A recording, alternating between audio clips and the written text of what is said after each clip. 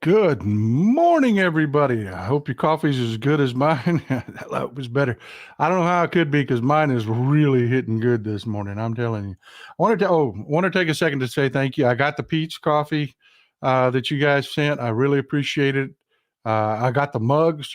I collect mugs. A lot of folks, a couple of folks have sent me in some mugs. I want to thank you each individually. One of them I got up already behind me. Bob Ross back there. He's hard to see back there. But yeah, that one was great. I really appreciate you folks. You're very generous. You're very kind, and I am rolling in great coffee right now. I appreciate you folks. Let's grab a pen and paper. We've got a great guest this morning. A fantastic guest that's going to be joining us near the bottom of the hour this morning. I am so looking forward to it. You're really going to enjoy that. I'm going to surprise you with it. I'm not going to tell you who it is till they're ready to come in, but you're going to love this. So grab your pen and paper, fill your cups. Let's do this.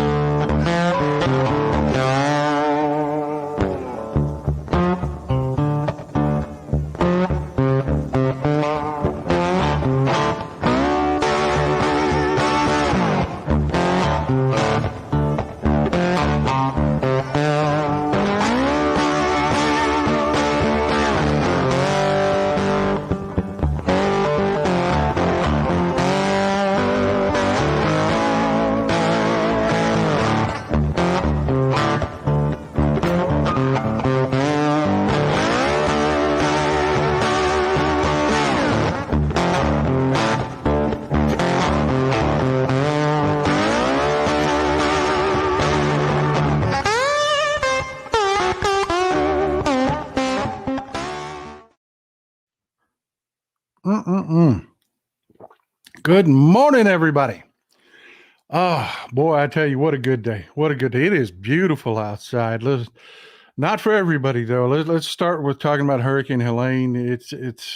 We've seen some tragedy out of that.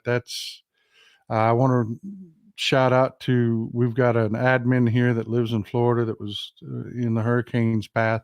Y'all know Andrea from the live chat. I'm still waiting to hear from her and how she's doing. Um, yeah, we as of the last check, we've had 6 fatalities. Um, and it's heartbreaking. It really is heartbreaking. Some of them were not, people being immediately when you say that, you think of people that are being careless or not listening. That's not the case. The last one that I heard about was in Charlotte, North Carolina. A tree fell on their home. They weren't even in an evacuation zone. It was just a real tragedy. But I will tell you though, if you want to look for a silver lining in all this, that storm path, if you had to, you don't want these tragedies. You really don't. But if you had to pick a storm path for Helene, it just didn't get any better. It really didn't get any better. I mean, when you've got first of all, she was huge. She was a very big hurricane. Now, by big, I'm not talking about category wise. Category talks about wind power and strength. She was powerful too. She spun up to a category 4 before her eyewall hit land.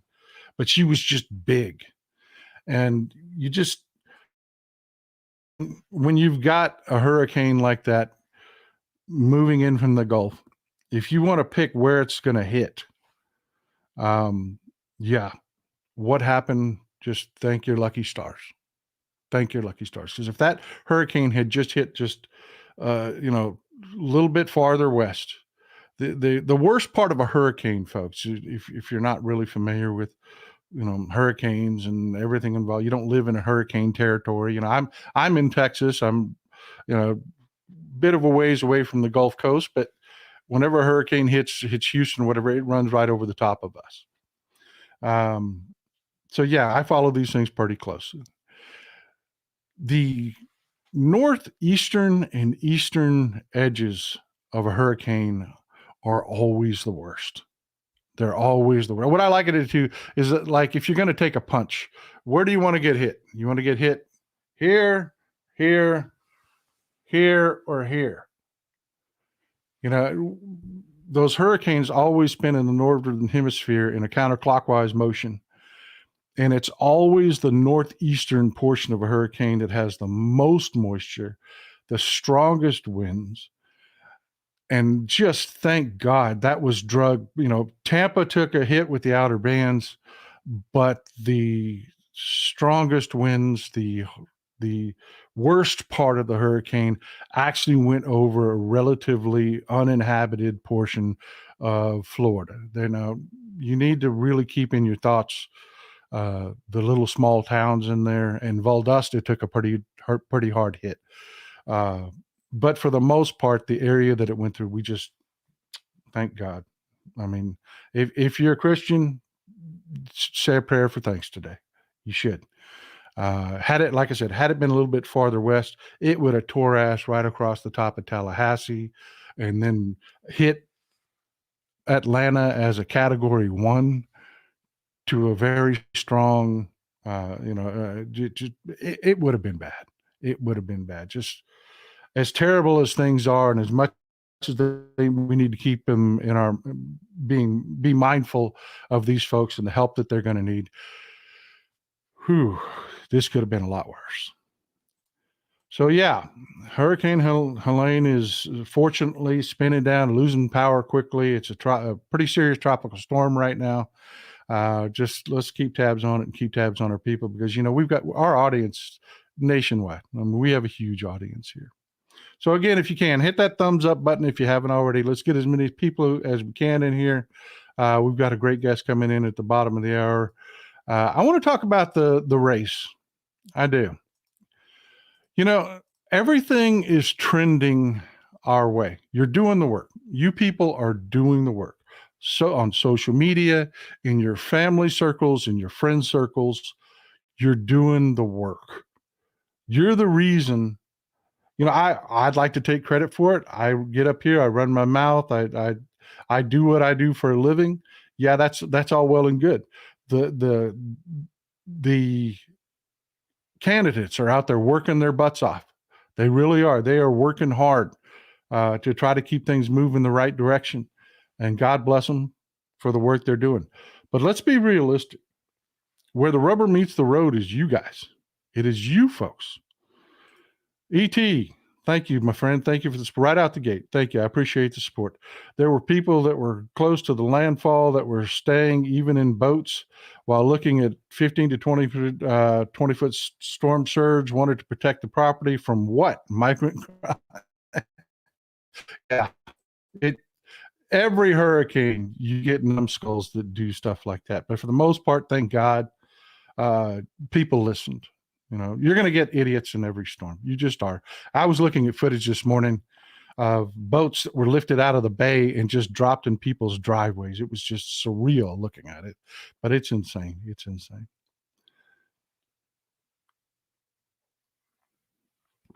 Amen, Mrs. Texas Paul. Amen. After a disaster like this, this is what the government's all about. This is what the government's all about. They do what we cannot do for ourselves. These organized responses are what we have the federal government for. And the state does not have the resources to respond to something like this. We have to pull together as a people, as an entire people, and work together. That is the core principle of being a Democrat. It is. That's why we nobody's happy about taxes, but we understand where our tax money goes. And if you look at Project 2025, it ends on, I love you people so much. I love it. Thomas Aglione right here. Boom, just popped up in chat. Project 2025 ends all that. It ends FEMA. It turns our country into an everybody for themselves. You've got to work with some grifter running some scam program somewhere instead of the government that is there without fear or favor.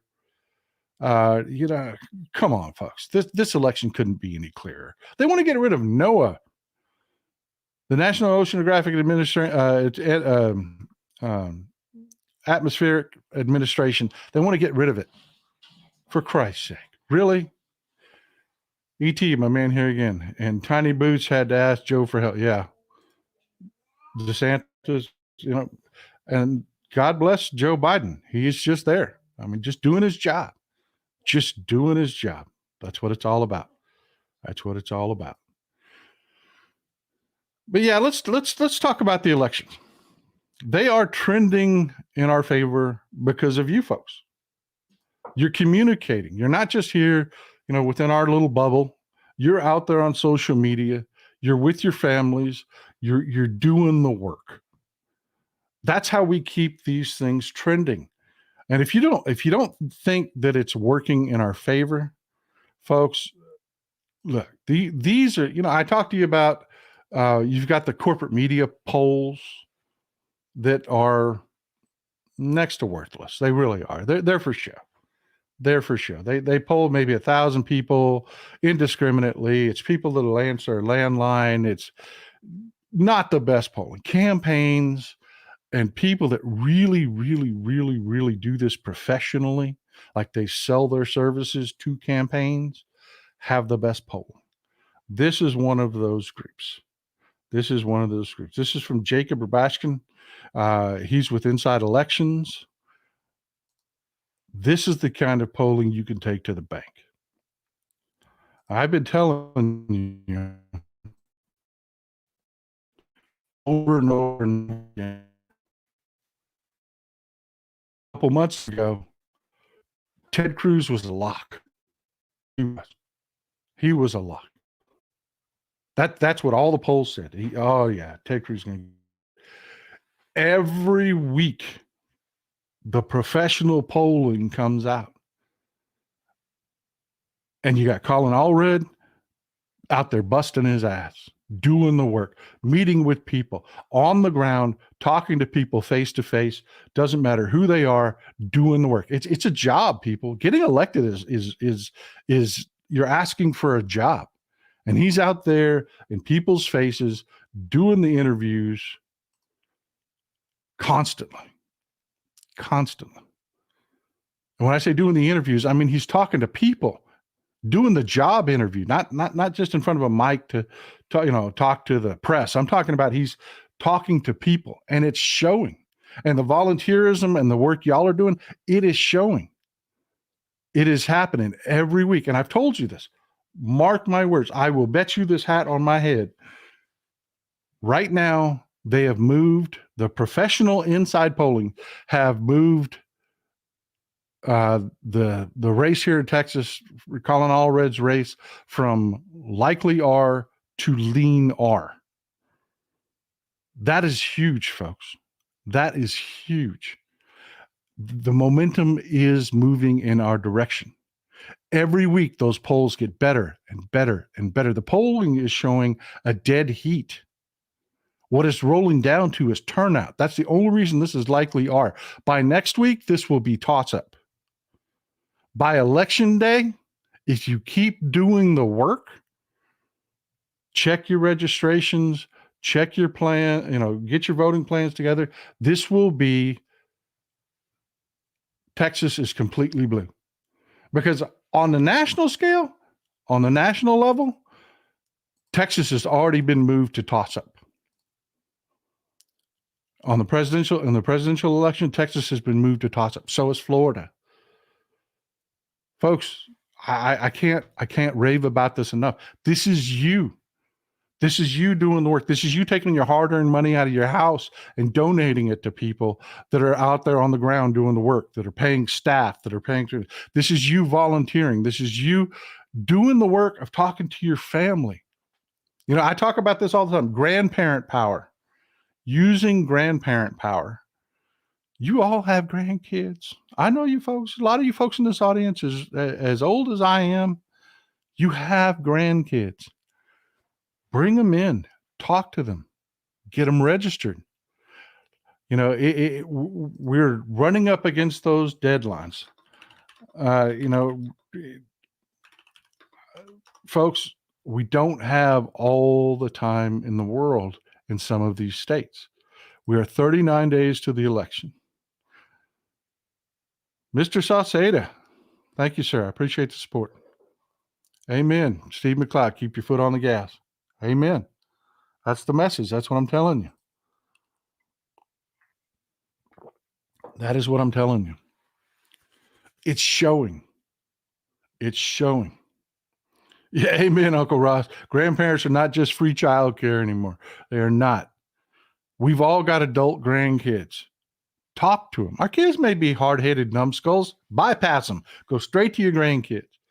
Get them registered. Make a day of it. This is something I've been telling people to do. November 5th, that Tuesday, make it a family day. Get your grandkids, go vote, and go to lunch. Or come to supper at grandma's house. Or grandpa, do it, folks. Do it. Use your clout. It makes a difference. It really makes a difference, because I have to tell you, this is what we're up against. The Republicans, for a long time, have figured out that they've lost their momentum. If you've been part of politics for a while, the Republicans have had momentum. They have. They have just been growing and growing and growing and growing their support for decades now, because they really did hit on something. They gave up on policy. They did. They went to the psyche of your average individual. You see what they're doing. This whole immigration crap. It appeals to bigots. None of it's policy. They don't talk about, none of it is policy. And the few things they do talk about, like building a wall. You folks, I went live. I showed you folks. I went live down from Eagle Pass. I showed you where this wall they're building. I shot it from the Mexican side so you could see exactly where it was. Poor part of town, all the way over to where they had the DPS down at the park and just sitting around playing video games and doing nonsense. Sure, they had this really intimidating black fencing set up, spikes on it and everything, all the way through the poor neighborhood. Got in my car, drove 2 minutes down the road to Johnny Gotrock's neighborhood, who paid for oceanfront, paid for riverfront property. There's no fence there. Oh, no. You think Greg Abbott is telling Johnny Gotrocks, oh, I'm sorry, but we're going to cut off your river access because of a, fictitious made up crisis? Oh, no. No. That's not happening, people. And it's literally just, like a 2-3 minute ride up the road. So your whole wall thing is nonsense. A wall is not a wall if you can walk around it. We know it's fake. We know it's crap. And the reason they're doing it is they've lost momentum. This whole policy they had that brought them to the promised land. Rich, good to see you, my friend. Reps are so desperate. They're throwing the most disgusting, racist crap out there. We see it every day. But they know. They know. They know this has taken them as far as it's going to take them. You can only appeal to the bigots so much before you start turning your average voter off. Keep hitting those thumbs up button. We need at least 2,000 people in here before our guest gets here. Come on now. Hit that thumbs up button. Let's do this. But yeah, folks, they know. They know they are not appealing. They had a choice. Republicans had a choice. They did. When they started losing elections and started losing momentum, they could have changed. That's what democracy is supposed to do, right? You're supposed to go out and earn people's votes. They said no. We're going to be hardcore. We're going to double down on all the worst stuff. We're going to talk about Haitian immigrants eating cats. Made up crap like that. Trying to scare people. Oh, man, the Venezuelan gangs have taken over Aurora, Colorado. That's news to the people in Aurora. Then all of a sudden you have thousands of Russian bots that just suddenly live in Aurora. Right. Yeah. No, you don't. You got locals driving around filming. Hey, this is a nice place to live. Same thing in Springfield, Ohio. People are like, I don't know what the hell you're talking about, but our community's great. You've got the Republican mayor of Springfield, Ohio, in full freakout mode because his town is, you would think it's some hellhole listening to Republicans. They're like, no, this is a nice town. This is a great place to live.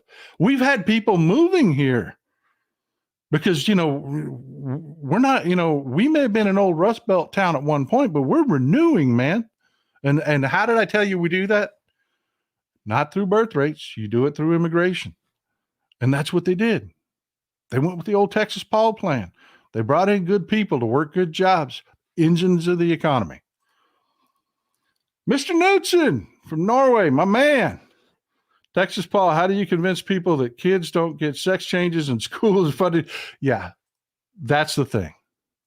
If you're talking to a person and they believe that children go to school and have sex changes, stop talking to that person. You're not living in the same reality. This is not a person that you can have a conversation with. That's what I'm telling you, folks. We need to get our people out to vote. That's what this has come down to. We are leading in the polls. We need to get our people out to vote, as many as possible, because this is what they're doing. This is what they're doing. I was going somewhere with what the Republicans have been doing, and I really didn't get to sum it up. I want to sum it up this way. The Republicans know they're losing. They know they've lost momentum. They know the script has flipped against them. They've had to distill that hateful, nasty message. You remember Newt Gingrich, and you remember the Bush years, and you remember the attacks. It loses its punch, and they have to distill it down and make it worse and worse and worse and worse, till it's gotten to the point that it's just turned people off. Even Republicans are like, this is crazy. This is insane. We're not doing this. We're getting Republicans coming out. That's why I say the polling that you're seeing makes basic assumptions. There's an algorithm behind it. They plug in the numbers to an algorithm, and that algorithm is based on X number of Republicans showing up. Folks, the algorithms are broken in these polls. They just are. Republicans have had enough. So what are the MAGA nutters doing? This. They're doing this. They're purging people off the voter roll. And, a million people here in the state of Texas. 1 million people. Oklahoma. In Oklahoma, they purged 1/4 of the population, the voting population, off the polls. 450,000. There are 2 million people registered to vote in Oklahoma. They purged 450,000 of them. 450,000. Did it in Ohio. They did it in Virginia. Now, folks, I've told you this before. The best Republican lies always have a kernel of truth to them. So, yeah. Do governments purge people off the voter registration rolls legitimately? Yeah. Yeah. When you die, you get off the voter registration rolls. If you're a felon and you lose your right to vote, they remove you off the voter registration roll. Trina Longa, man, our European people just coming out guns blazing. They're putting our American audience to shame. The Democrats build, the Republican break. Absolutely. Absolutely. Well, great way to sum it up. But let's be realistic about it. Should people be purged off the voter registration rolls? Are there legitimate reasons? Yes, of course. Are there problems every time it's done? Well, sure. George Smith dies. They purge voters. They purge the wrong George Smith. It happens every time. Every time. A large percentage of the people that they purge off the rolls, and they know this. It's not a matter of speculation, it's a matter of history. Every single time they have one of these voter purges, they absolutely have problems. So if you were going to legitimately do this, if your goal was election integrity, when would you do one of these purges? I mean, let's make you governor. You know, I've been bragging about you people in the chat. Y'all better come through, man. I told our guest how smart you are, how informed you are, how active you are. And I know there's a couple of you that are very, very, very well heeled that you support the show extensively. I'm super grateful. I expect you people to turn out for our guests. But yeah, if you're governor, and you're really concerned about voter integrity, when do you do these voter purges? When do you clean up the voter rolls?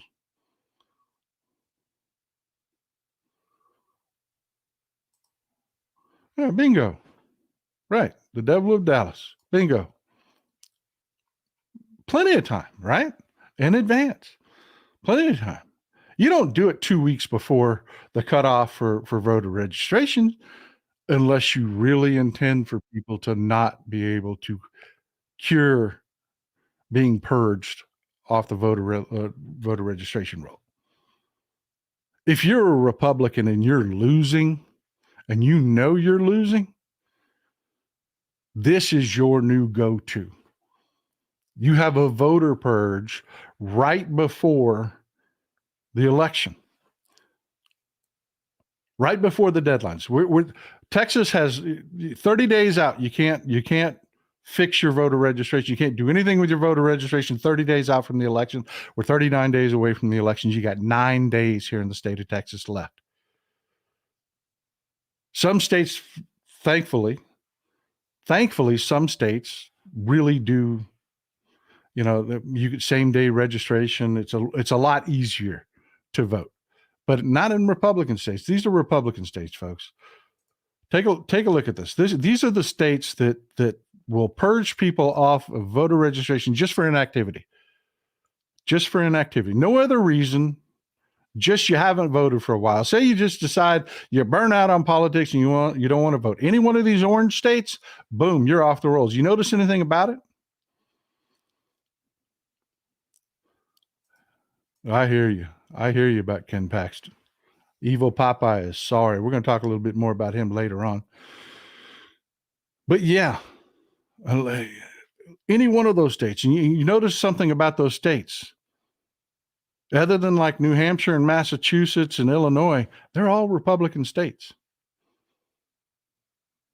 They're all red states.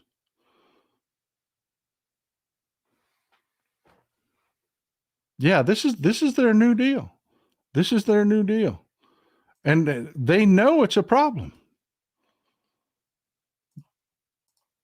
We have Virginia here, where they know they removed thousands of people mistakenly. It's been pointed out to them that it happened. So, of course, they're fixing it, right? Well, no, if you fix it, that kind of defeats the purpose of why you did it right before the election. They're slow walking, fixing the problem that they created because of their own desire to shave people off the voter rolls. And we've talked about this before, folks. We have. There's no one knockout punch when it comes to an election. Elections are close. You know, a blowout's 4 or 5%. So if each thing you do shaves off a little bit, if you can just get a few people knocked off because they didn't verify their voter registration, well, you've done something, man. Because you're going to combine that with your new laws requiring ID.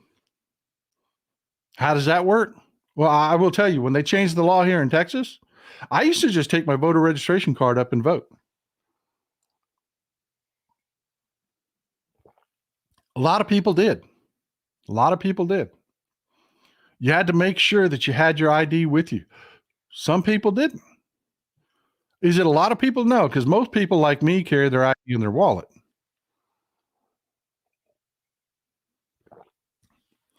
But folks, I just want to really tell you, you ask me all the time, how are we going to turn Texas blue?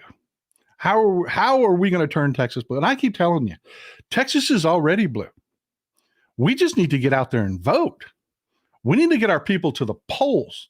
And let me tell you how, you know what? I got a better idea. Let me let this guy tell you how we're going to do that.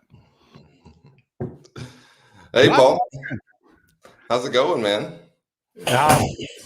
Illegal.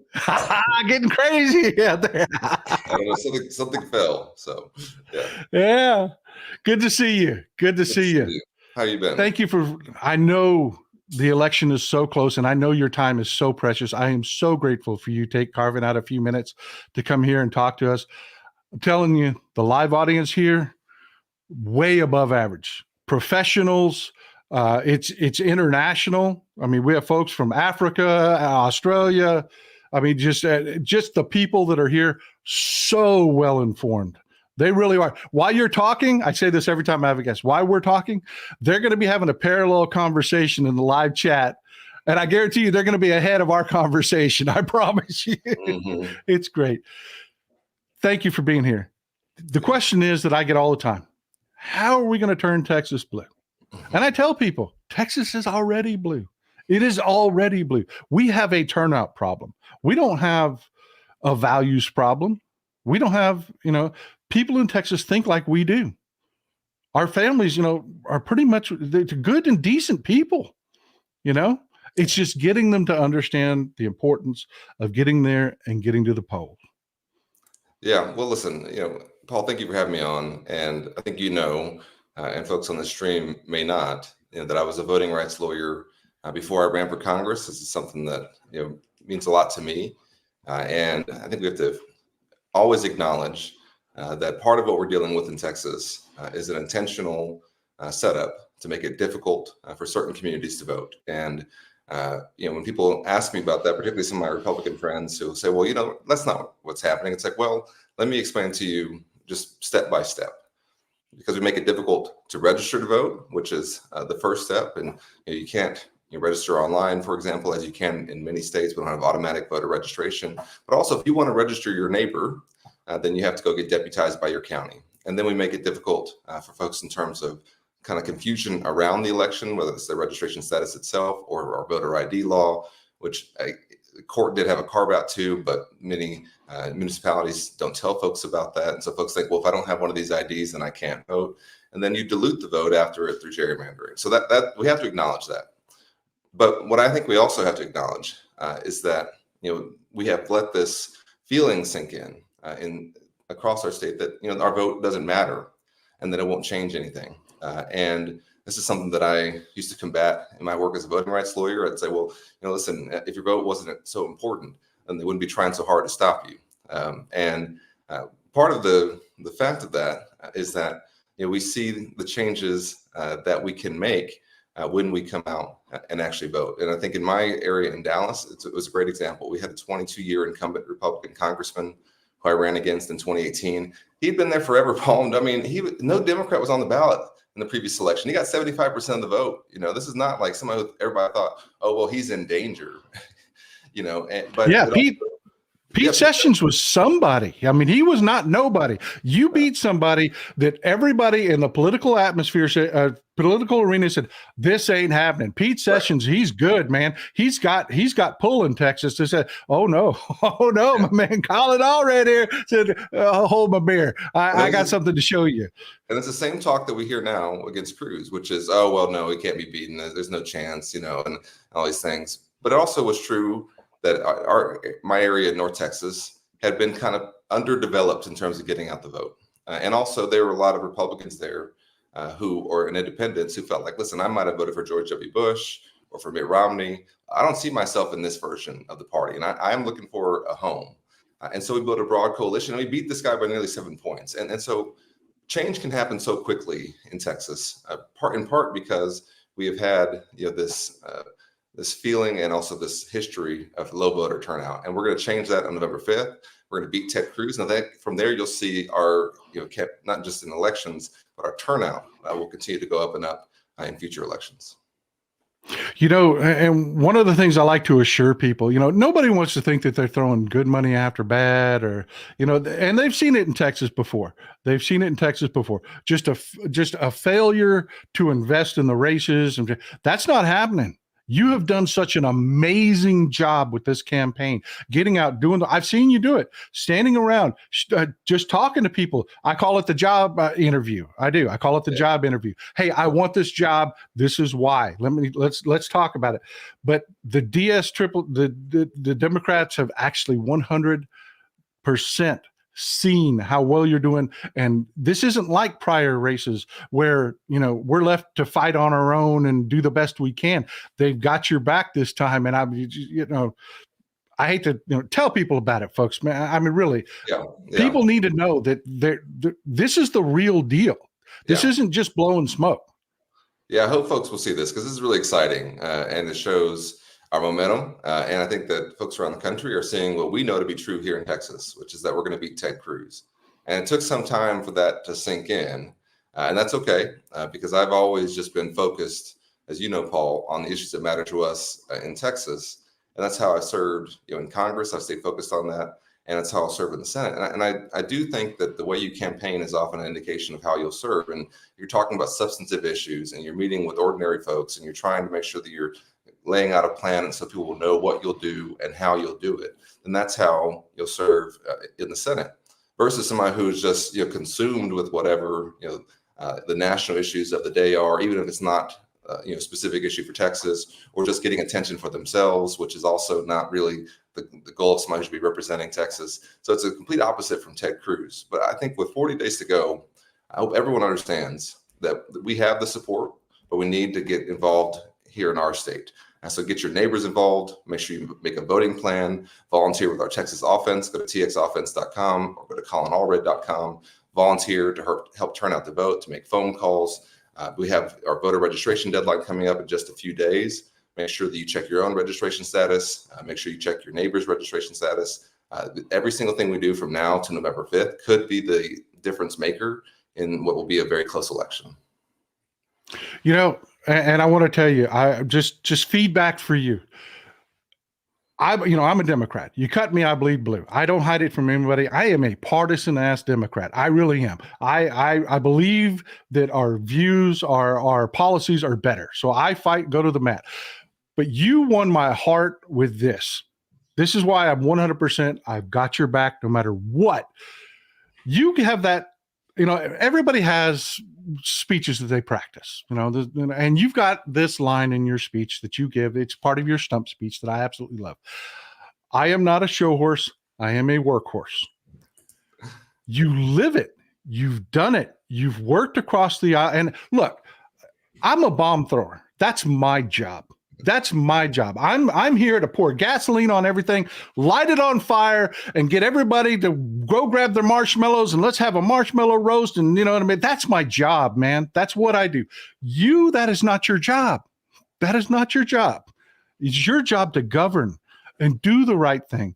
And even if it means, you know what I mean? You do what you got. And I love that about you, man. I really do. Because that's what I want out of my leaders. I want people that are focused on working. Because, yeah, sure, it's a great gig. It is. Being a senator is a great gig. Let's be honest about it. There's travel. You get to meet great people. You get to go see really cool things. There are perks there. And we want you to have that, my man. We really do. But we want you to do the damn job. You know what I mean? And that's what I love about you, man, is that's what you focus on. Just really doing the day-to-day work. Like the Baylor Scott and White Hospital.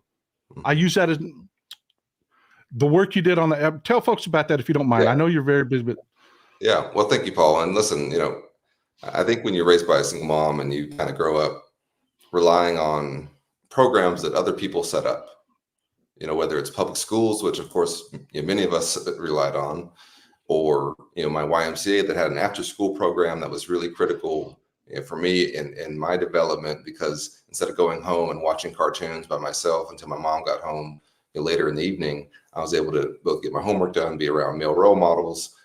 Somebody didn't know his father, and also play a lot of sports, which of course ended up being pretty valuable to me in the end.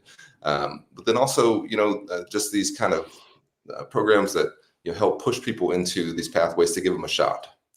I think when you grow up that way, and you get into office, you have an urgency around this, which is that there's somebody out there who's working incredibly hard, and there are heroes who wake up every day, who drop their kids off at school, who go to work in a tough job.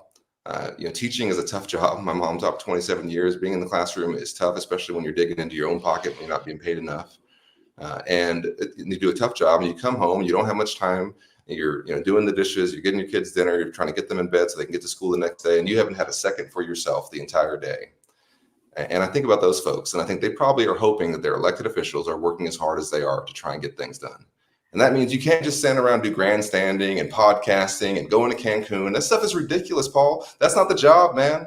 That's not the job. The job is you roll up your sleeves. There are tough issues. If it comes to the Congress, it's probably already a tough issue. Otherwise, it would have been solved before then, right? And you can't really do things just by, well, this is what I think is the way, and if I don't get my way, I'm not a part of it.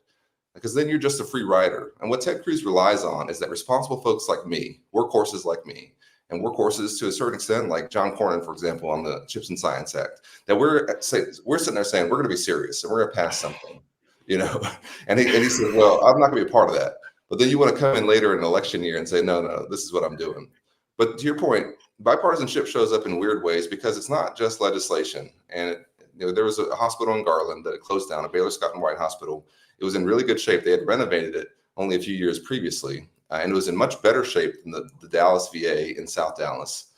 Dallas in the DFW area, has a huge concentration of veterans. Texas has the second most veterans of any state. We have the most women veterans of any state. And the South Dallas VA is the second busiest VA in the country. It's incredibly busy. And they needed more space. They needed more capacity. And so my idea was to get this hospital donated to the VA. It was a $400 million hospital. Donated. Give it to the VA. And obviously, for Baylor Scott and White, they would save some money in terms of their upkeep on it. But it did be, listen, for us, for our veterans, it would be basically a new facility in terms of its renovations, better than the South Dallas VA, and located on the northern part of the county where folks could get to it.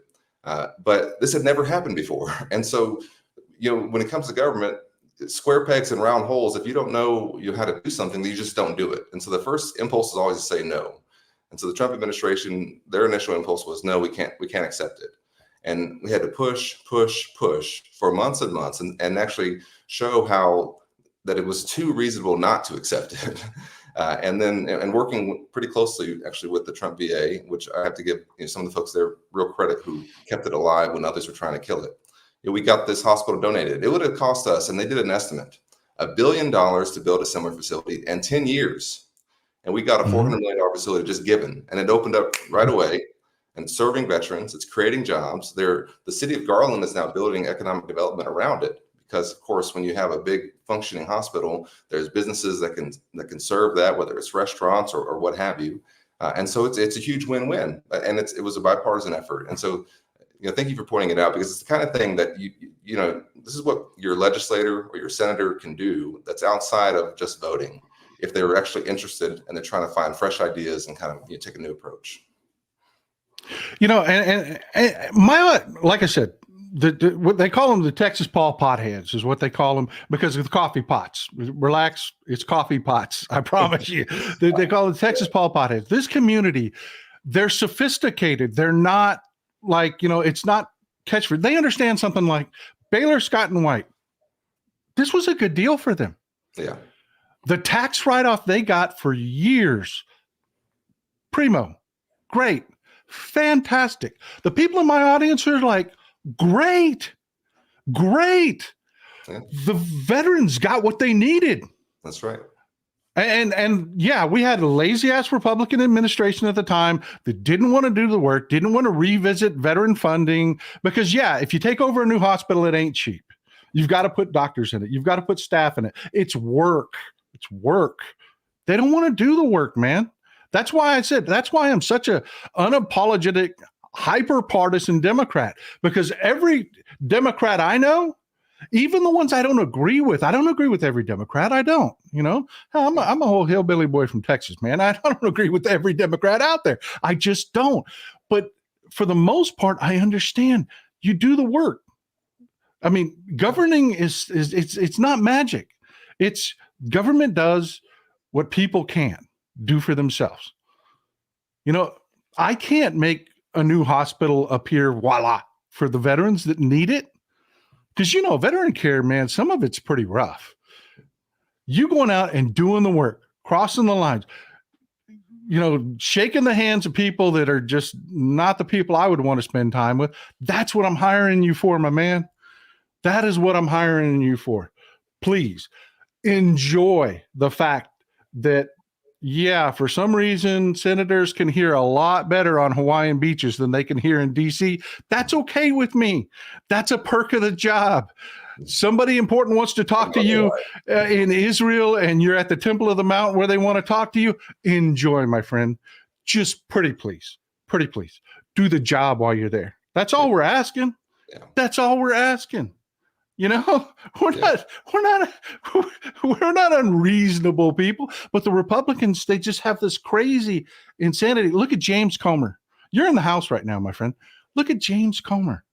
Look at that insanity. Bringing a Russian spy up to testify. Yeah. Like right. He's got some credibility or something. You know what I mean?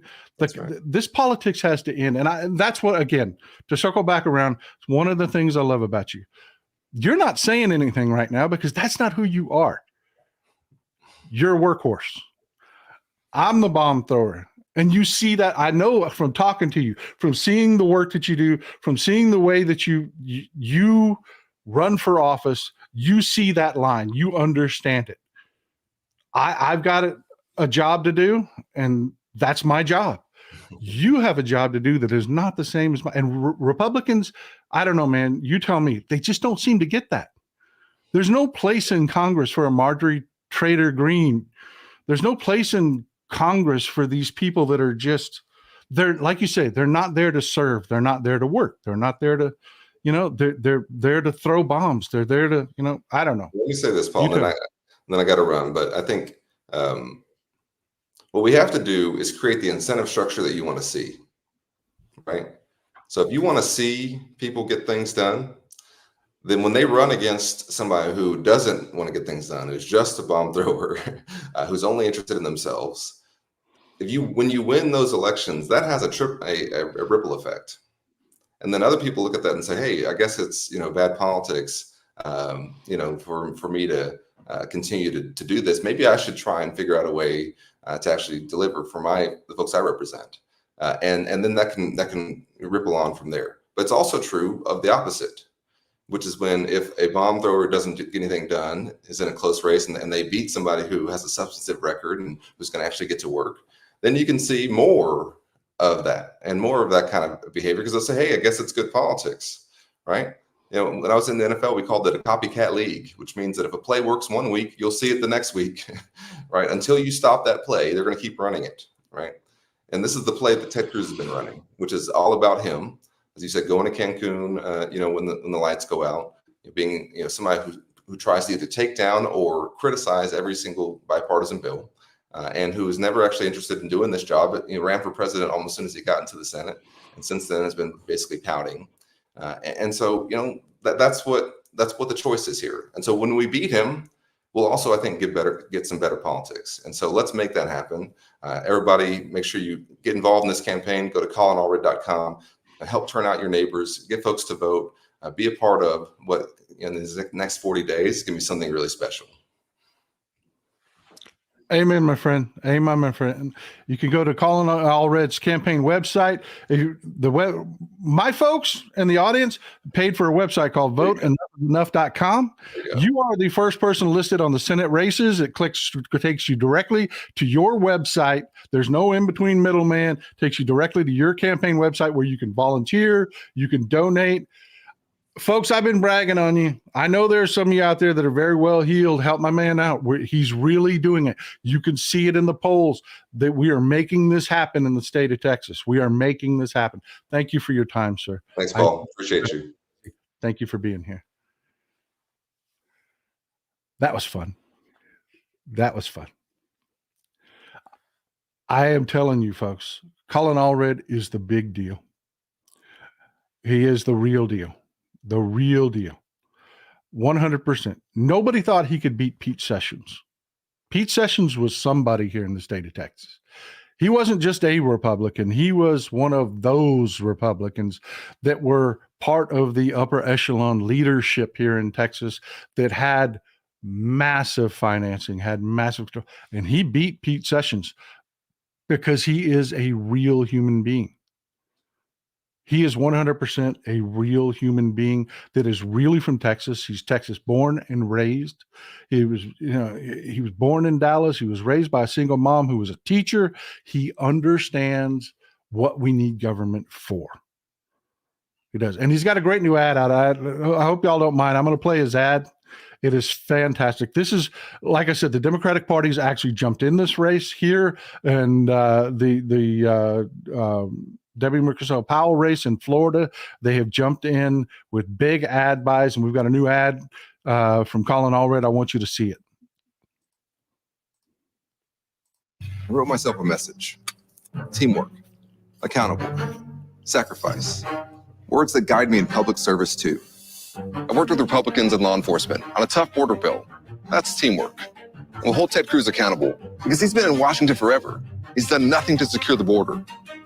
Sacrifice, because when your neighbors need you during the freeze, you don't fly to Cancun. I'm Colin Allred. I approve these values and this message. Short and sweet, simple, direct to the point. Direct and to the point. Nice, huh? I mean, how great is that? How great is that to have like people that we were going to put into government that are just decent human beings that are there just to, that understand, do the job. Just do the job. I mean, how freaking great is that? I'm telling you, folks, they're doing it. And you're doing it. You're doing it. And that's not kissing your ass. I'm a pretty blunt individual. I'm telling you, that's not kissing your ass. When I tell you, go donate to this guy, I mean it. Go donate to this guy. They hire staff. And what that staff does is they coordinate and train people to go knock on doors. They teach people how to talk to people that may not show up. People that may not show up or aren't thinking about showing up or haven't checked their registration or aren't registered. They go to the colleges. They go, folks, that's what your donations pay for. That's what they pay for. So yeah, I understand. And there's some people out there that are like, look, man, I'm living paycheck to paycheck. I don't have 2 nickels. I'm not going to make my bills. Understand. I understand. You're not the person I'm talking about when I'm saying, hey, go make a donation. You're the person I'm talking about when saying, if you can come up with an hour or two, volunteer. If you go here, let me show you. Let me pull it up for you one more time. The website, this is your website. You paid for this. You created this. This is voteenoughisenough.com. If you scroll down, first one on there is Colin Allred. Okay, there are also some house races, some great house races. Here's Debbie Mercosur-Powell. But yeah, click on the link. Takes you directly to his website. There's no middleman, no nothing. Takes you directly to his website. You can set up your notifications. You can donate. You can volunteer. Everything right there. Do it, folks. I'm telling you, we got 39 days left. You don't have to do this for the rest of your life. You don't. Just 39 days. 39 days. And it's working. It's working. We're getting it done. You can see it here in the state. I'm telling you, and this is the last I'm going to rail about this, okay? This is Trump territory where I live. This is blood red. And you know it's blood red because I've never had to wait to vote, ever. Since I moved here, I have never had to wait to vote. I literally walk in with my ID and my voter registration out. They scan my ID, hand me a ballot, and I vote. Why? Because this is red as hell where I'm at. It is red as hell where I'm at. So yeah, there's plenty of vote. There's no waiting to vote here, because that's what Republicans do. They cheat. They don't allocate voter machines and the type of voting machines to where they're needed to service the people of Texas. No. They always make sure the red districts can vote much easier than the blue districts. But being red as hell, 2016, 2020, good Lord, our landfill after the election looked like a mountain of Trump signs. It looked like a mountain, like wallpapered of Trump signs. There are no Trump signs. There's a couple of people I know that are like super radicals that I thoroughly expected them to have their Trump side out. But just passing by houses, none. People are done with this. They're done with this. Jeanette Cook, I'm concerned about Tester's race in Montana. That is one that we definitely need to work at. And I want to talk about you folks in Ohio too. Tester's race is tight. He's got a very well-funded opponent. He needs our help big time. John Tester is critical to us keeping it. The one I'm really worried about is Ohio. He was doing so well against Bernie Moreno. And then for some reason, I do not know why, Sherrod Brown did the stupidest thing in the world. He went to that old run as a Republican light thing. His latest ad, you would think that he was a Republican. It's just stupid. It's just a stupid policy. It's dumb. I don't know who told him to do this. But nobody's going to vote for a Democrat pretending to be a Republican when you can just vote for the damn Republican. This is stupid. So yeah, we're going to have to drag stupid Hopalong Cassidy up in Ohio over the finish line. We're going to have to do the work for him because Sherrod Brown has just made a horrendous tactical error. We really need to work on that. Folks, let me tell you something. There's nothing damn wrong with being a Democrat. Our policies are better. They are just better. They're about doing the work. They're about doing the sausage of running the government. They just are. You know, I lost my mind when they asked Kamala Harris, will you have a Republican in your administration? She's, oh, yes, definitely. No, not one. No, not one. You know why? Because there's not a damn thing wrong with an administration made up entirely of Democrats. You know, this is the pitch I made to Republicans. You know me, I don't stick my hand out. I'm partisan as hell. I am. You cut me, I bleed blue. I am a Democrat, partisan Democrat through and through. But this is the pitch I made to Republicans. If you're a Republican, and I'm not talking about a MAGA nutball, I don't talk to MAGA nutballs. There's no point. But if you're a Republican, you call yourself a conservative, and you believe in democracy, and you believe in our country, you believe that our institutions should function, you're the Republican I'm talking to. If you vote for Kamala Harris, the worst possible thing you might endure is a few years of policies you don't agree with. That's it. You're going to get to complain about those policies. You're going to get to work to run someone against her in 4 years. If you don't agree with her, I think you will. I think you'll like what she does. But if you don't, that's the worst thing that's going to happen to you. You're going to see some policies that you don't agree with. That's it. If you elect Donald Trump, your democracy is gone. Your government, as you recognize it, is gone. Is gone.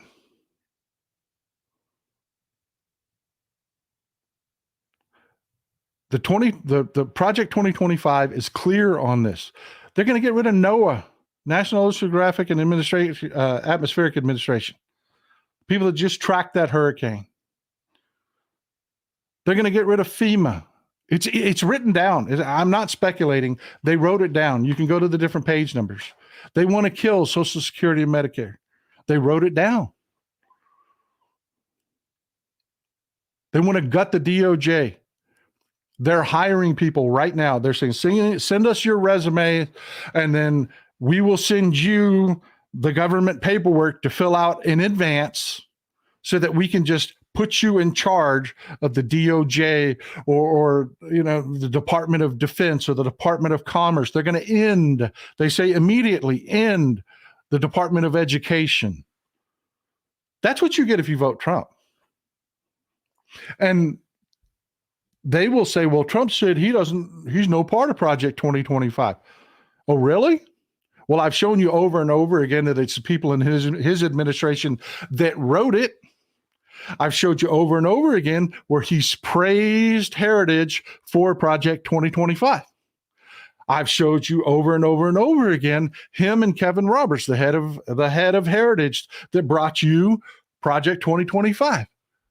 I've shown you over and over again. But if you don't believe any of that, do you believe Donald Trump? Do you believe Donald Trump? Because Agenda 47, which is his campaign policy agenda, that is from the Trump campaign. Do you believe Agenda 47? Because Agenda 47 is Project 2025. It is literally, they took the title off of it, ripped it off, Xeroxed it on Trump stationery that says Agenda 47. It is the exact same project. Do you believe Trump? That's the difference, folks. That's my pitch to Republican. Sure, you may not like me. You may not like that I like to fund education. You may not like the fact that I don't believe kids are having sex changes at schools and that they should probably, read the Diary of Anne Frank, which is written from the point of view of a child enduring the Holocaust. I believe that you should experience other people's experiences. I know, not popular here in the state of Texas. We have some of the worst reading scores in the country because we've had a Republican governor forever. Thank you again. Thank you, Jason. I appreciate the support, my man.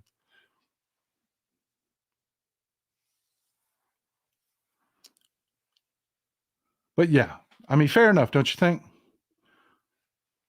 Am I laying it down accurately for the Republicans?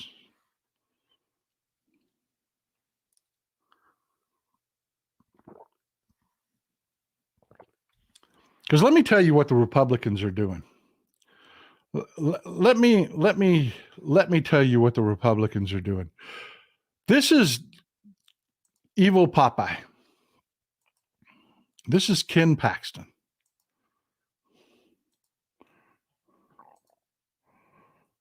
Hold on, I got a couple tabs here for you. This is what Ken Paxton is doing. He is suing the State Fair of Texas.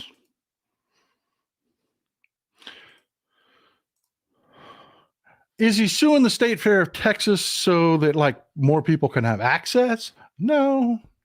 Is he suing the State Fair of Texas because they're being unfair in the way they hire vendors? No, they're not doing that. It's a pretty good organization. He's suing the State Fair of Texas because the State Fair of Texas said, no guns at the State Fair. We're not going to do that. We're not going to have guns at the State Fair of Texas. And let me remind you why we're not going to have guns at the State Fair of Texas.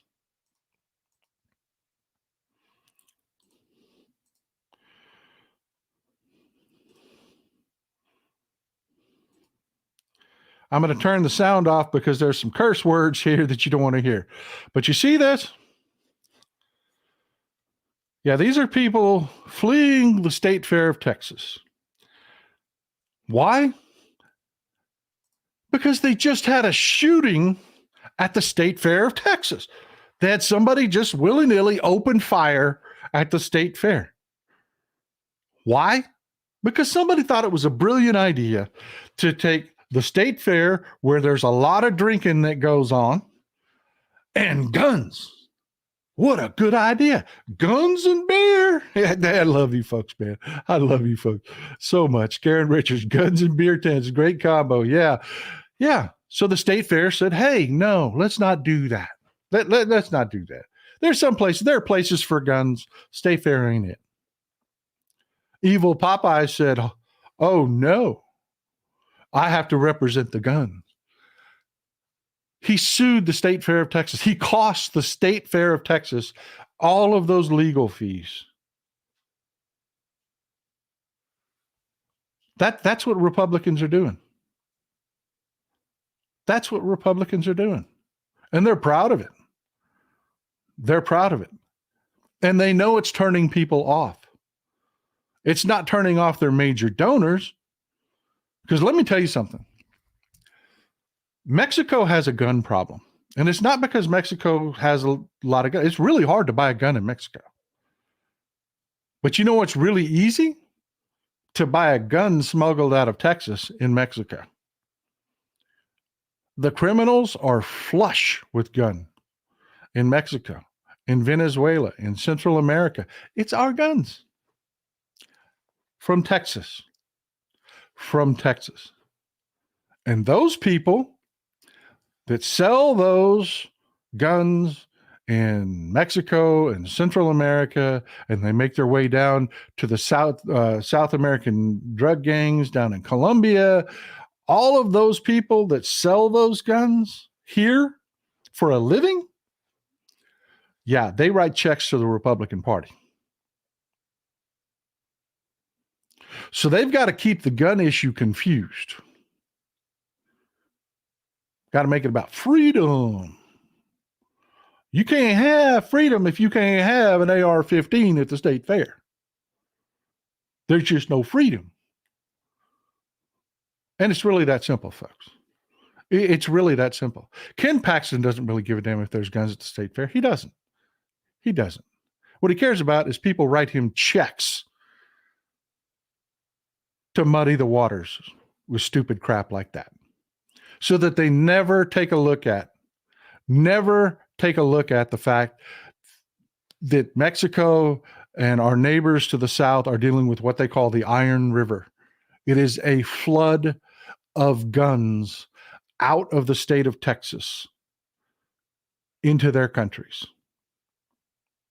That's what they talk to us about. That's what they talk to our ambassadors about.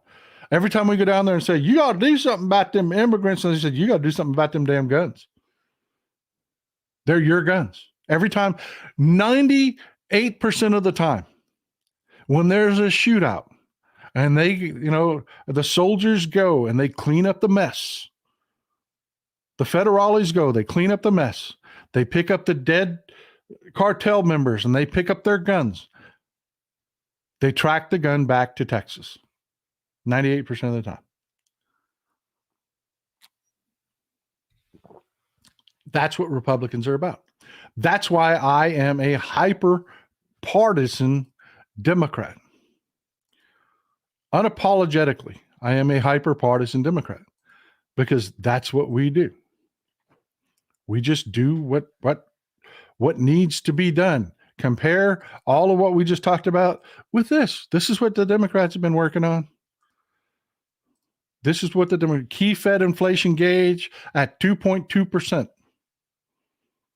It's exactly where you want it. That's exactly where you want it. What they're talking about is the PCE price index, the personal consumption expenditures price index. That takes account of your groceries, that takes account of your fuel, that takes account of your rent, the stuff that you buy. And the stuff that people sell you as services, your healthcare, whatnot. 2.2%. That is exactly where you want that. Every economist will tell you, you say, hey, what do you want the PCE index at if you've got a healthy economy? They say 2%. 2%. That's what you want. Not any more, not any less. 2%. Way to go. Way to go, Joe. Just cut interest rates by 0.5%. They will cut them again here in a few months just to keep the economy moving because, you know, the interest rate, the inflation rate's been falling. It's trending downwards and they don't want it to continue downwards. So they're going to keep cutting those interest rates to spur the economy, you know, doing the job, the unsexy, making the sausage behind the scenes stuff, the stuff that people don't talk to you about because it's just not sexy. I try to make it sexy. Inflation.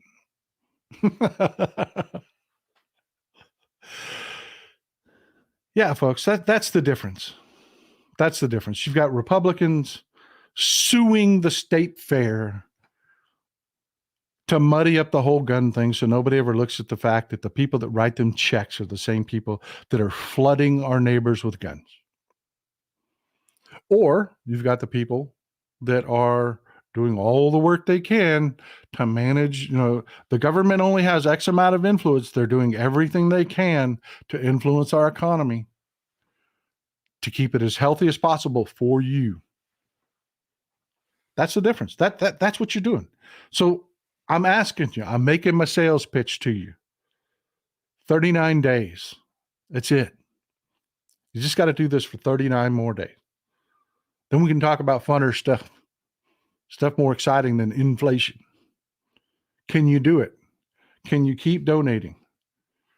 Can you go to voteenoughisenough.com, find you a candidate you want to support like Colin Allred and volunteer. You know, spend a couple hours. I will tell you something. If you call your local Democratic Party, the postcarding, it's like a book club, man. It's people, great people, just like you. And someone will host it. And you'll get, you know, half a dozen to a dozen people that'll come over and you'll write postcards, a couple thousand postcards out. You'll write them out together, talking, joking, having a good time. It's a great way to volunteer, man. It is. The block walking, man, I went to a block walk in Dallas that the Midas Touch sponsored. That was a blast. We all got together afterwards for drinks and burgers and stuff like that in Dallas. Great people. Great people. That's where I met Deirdre. She shows up in the audience every once in a while.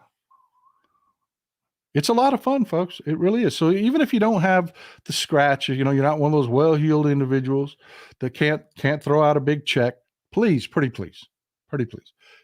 39 more days. Let's keep after it. Let's do it. We got a little bit of international news I want to talk to you about.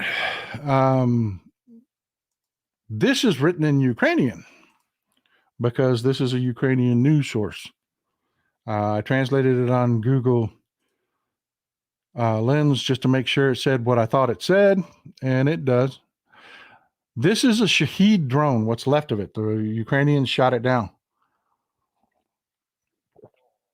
It's a Russian-made Shahed drone. You notice it's black in color. What's so special about this Shahed drone? It is piloted in part by Starlink. See this white piece right here? Yeah, we got a closer look at it. Damn it. Let me see. Hopefully I got it. There it is. Yeah, that's a Starlink system. It's got the serial number on it. That is a Starlink system. Defense Express is a Ukrainian news outlet. That's a big freaking deal. That is a big freaking deal. And that is a Shahed drone. Shahed drones are of Iranian design. The Iranians helped the Russians figure out how to build these. These are the Iranian version. You'll notice that they're off-white in color. These are the Iranian versions. The Russians upgraded them. They put a Starlink system in it for navigation, and they paint them black. That is, you've seen stealth aircraft before. They're all black. That's radar absorbing paint. This is a shot from inside their factory. Yeah. How the hell did a Starlink system end up in a Shahed drone? Starlink has said, look, we don't sell them in Russia. We don't service them in Russia. And they say anything that we find out that any one of our uplinks that's used in Russia, we find out about it, we shut it down. That's all well and good. This is how it happens. Okay. First of all, a little bit of technical about Starlink. Starlink doesn't work with geostationary satellites. Okay. Everybody used to use like HughesNet when they, were out in the sticks. It was not bad for downloading, terrible for uploading because it had huge latency. Anybody that's had Dish satellite television knows about this. Geostationary satellites. You had to set your disk where it pointed at their satellite. Right? Starlink does not work with those high-level satellites. Their satellite, I love you people so much. Ichabods, low Earth orbiting satellites. That's right. That's where I was going. Low Earth orbiting satellites. That means they're right. They're still in the atmosphere. They're still in the atmosphere. They're right at the edge of the exosphere.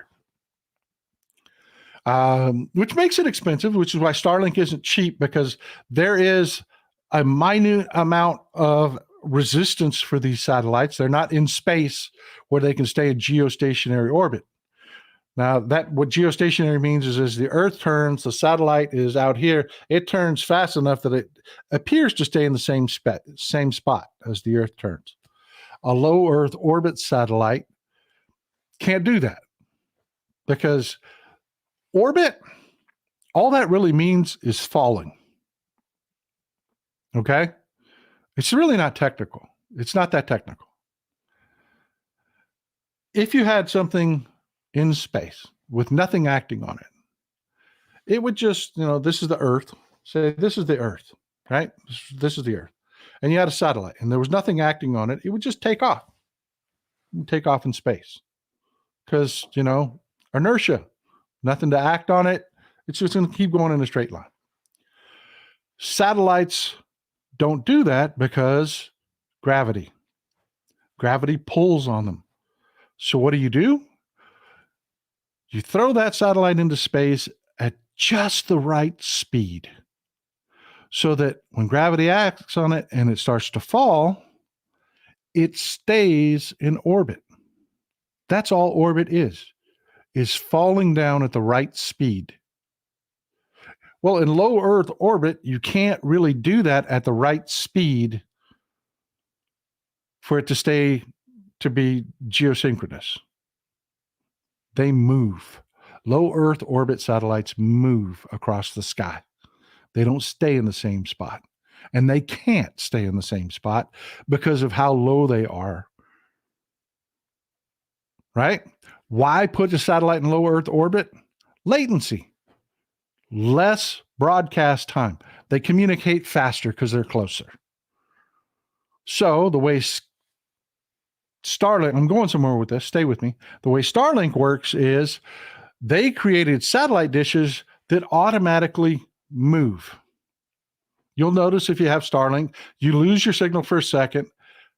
The satellite will detect the satellite dish will detect where the satellite is in the sky, and it'll move. It's got motors on it, and it'll track that satellite moving across the sky. So I need you to imagine this. Starlink can't just turn the satellites off when they're over Russia.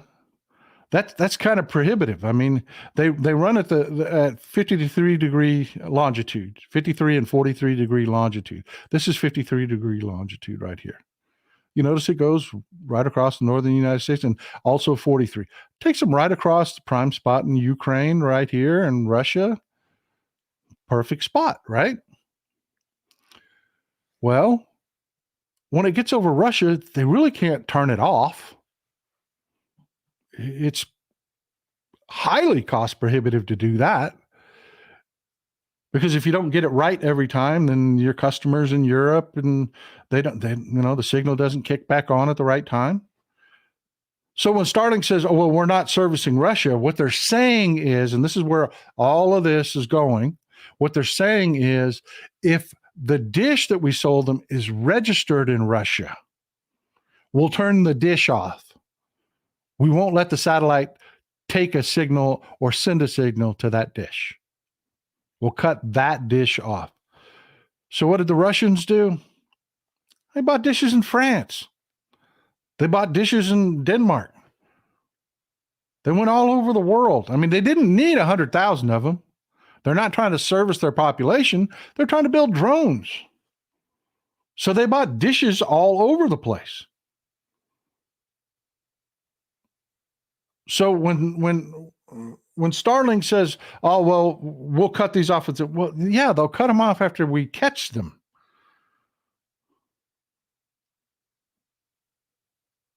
That's when they'll cut them off. This is a problem. This is a problem. You know, Elon Musk isn't the first. He isn't the first. We've talked about this previously on the show. Henry Ford, big fascist guy, loved fascism. Big fan of Adolf Hitler. It took the government stepping up and scaring the shit out of Henry Ford for him to knock that shit off. Same thing with GM. Their Opel division built the Nazis' most famous World War II truck. Whenever you see the Nazis in a truck in a movie, that's an Opel made by GM.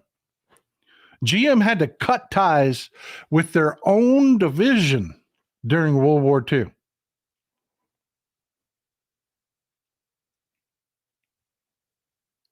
We have to step up and we have to do something about Elon Musk. We do. He is a defense contractor. We pay him to provide Starlink services across the globe. We pay him to launch satellites. He is a defense contractor, and his product is being used by our geopolitical enemy, and that's a problem. He pushes Russian propaganda on his platform. X is full of Russian propaganda. He elevates it with his own account.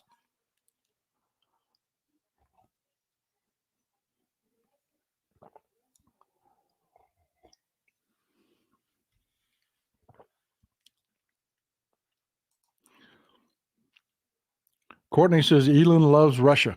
Yes, he does. And that's a problem. That's a problem. And we need to make a lot of noise about it so that the people that want us to go out there and vote will absolutely 100% pay attention to that problem. Well, folks, that's what I had for you today. I hope you enjoyed it. I hope you enjoyed talking with Congressman Allred. I know I did. Let's keep our foot on the gas. 39 days left. I appreciate all the support. Appreciate you supporting the show. Thank you very much. It allows me to do this full time. I will keep at it. I will keep pushing for good policies. I will be here as long as you'll be here. Enjoyed it, and enjoy some Texas cities at night.